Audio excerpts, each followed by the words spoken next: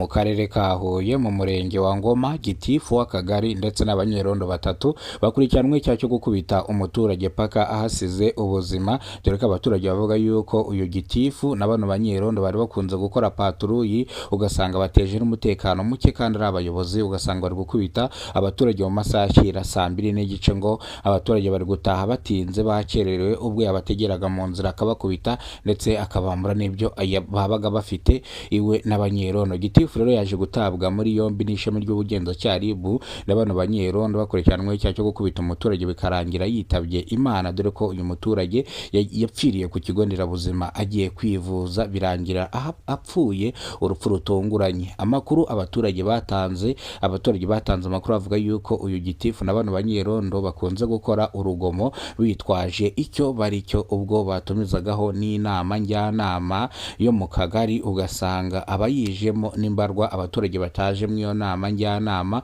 agahera ku murongo ndetse abatuka anabatonganya, bagaragaza impamvu bataje ntayumve, ariko akavuga ko atazigera abakemurira ibibazo. Umuntu wese utaje mu nama ntabwo azigera amukemurira ibibazo. Bamwe mu baturage bavuze yuko n'ubundi uyu gitifu n'ubundi kugira ngo agukemurire ikibazo biba ngombwa yuko umuha ruswa, iyo utamuhaye ruswa ntabwo gitifu ajya gukemurira ikibazo, ahubwo arakurenganya akagukandamiza. Ibi ngibi ntabwo abaturage biriwe babivugaho cyane, kubera ko akenshi bagiye babigaragaza no mu itangazamakuru, ubuyobozi ntibwagira icyo bubikoraho, ubwo baregagamo uyu gitifu w'akagari kurya amafaranga yabo ya mituweli, ndetse baramujyana baramufunga baramurekura, bongera kumurega ruswa ingana n'ibihumbi 500 by'amafaranga y'u Rwanda, aho yaburanaga ishyamba, birangira umuturage arenganyijwe, ishyamba barihereza undi muntu. Uyu gitifu rero ubuyobozi ntibwamukurikirana, abaturage ntabwo biriwe ibi ngibi babyitaho,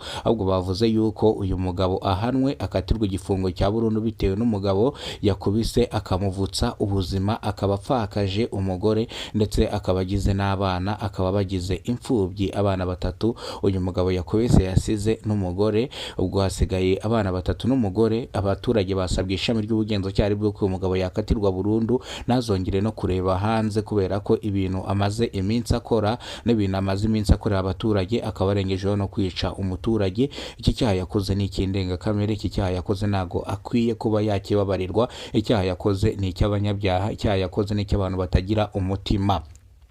Ubwo bakubise uyu mugabo paka ahasize ubuzima, hari ku ijoro ryo ku cyumweru, hari ku itariki zisanga 9 z'ukwezi kwa 5 2026, nibwo yaje gukubita uyu muturage ndetse we n'abanyerondo baramukubita bamugira interi, dore yuko abanyerondo nabo bafashwe bagatabwa muri yombi, ariko abanyerondo bihakanye bivuye inyuma, bavuga yuko bakora ibyo gitifu ababwiye. Rero bivuze ngo ikosa ryajya kuri gitifu, ibo ntihagire ikosa ribajyaho, kubera ko nabo bakora ku itegeko rya gitifu. Gitifu yasabye yuko bazana uwo muturage, baragenda baramuzana, arangije gitifu niwe wamwikubitiye, dore ko bamwihakanye mu ruhame. Bavuga yuko gitifu ari wamwikubitiye paka ahasize ubuzima, kandi banasobanura ko gitifu anabakandamiza, akanabakoresha ibitaciye mu mucyo, cyangwa akabakoresha ibitemewe n'amategeko, ubwo hari igihe rimwe na rimwe ajya abashora bakajya gufata abaturage bakabambura ibyo bafite kugira ngo gitifu abone amafaranga yo kunywera agacupa, dore ko agacupa kari karamubase. Rero abanyerondo bamuhakanye cyangwa bamwihakanye bivuye inyuma, bavuga yuko uyu mugabo ari inyamaswa, ibikorwa akora ari ibya bunyamaswa, ahubwo bamufunge bamute muri yombi ntazongere kureba inyuma, dore ko n'abanyerondo bafatanyaga nabo bamwihakanye. Ariko kugeza amagingo anga y'abana banyerondo ntago bararekurwa, ariko ku makuru batanze hari icyizere cy'uko bari buze kurekurwa.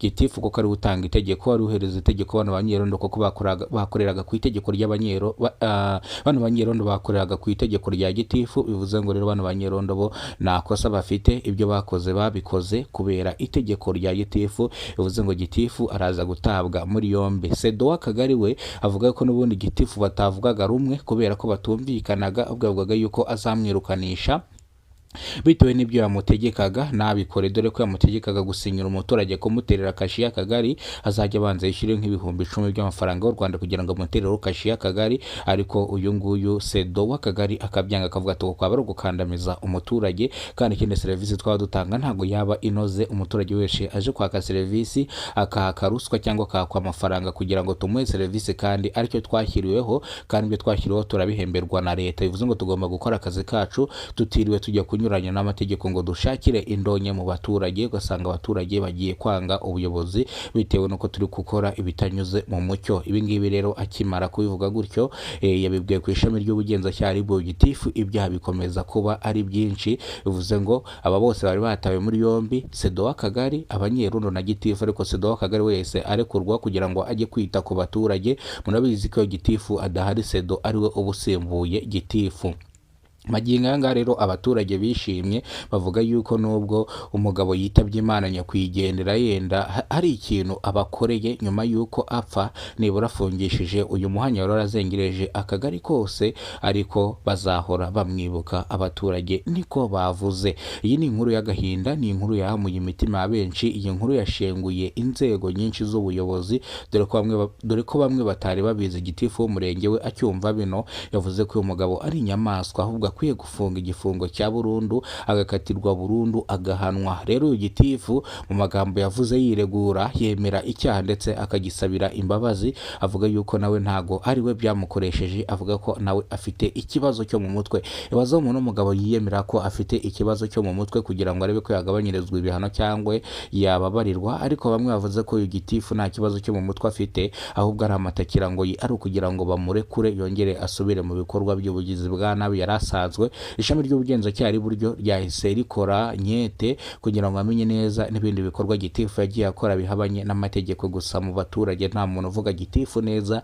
Gitifu ni umuntu w'umuhemu, gitifu ni umwambuzi, gitifu ni umutekamutwe, gitifu ni avuga nabi, gitifu ahohotera abaturage, gitifu yabaye gitifu mwa kano kagari. Byarangira ishami ry'ubugenzacyaha RIB bamukatiye igifungo cya burundu kitagabanyirizwa ibihano. Bivuze ngo ibindi bizabera mu rukiko. Niko babwiye abaturage ko bagiye kumukatira igifungo cya burundu, ariko ashigaje kujya kuburana mu rukiko, bakamuhamya icyaha, bakamukatira, agahita ajya i Madrid. Ngayo nguko rero, reka amakuru yacu tuyacumbikire hano. Niba rwo bwa mbere ugeze kuno muyoboro, kora subscribe, ufungure inzogera, uzajya umenya byinshi dukora umunsi ku munsi. Imana ikurinde guhereza ibyo kurya.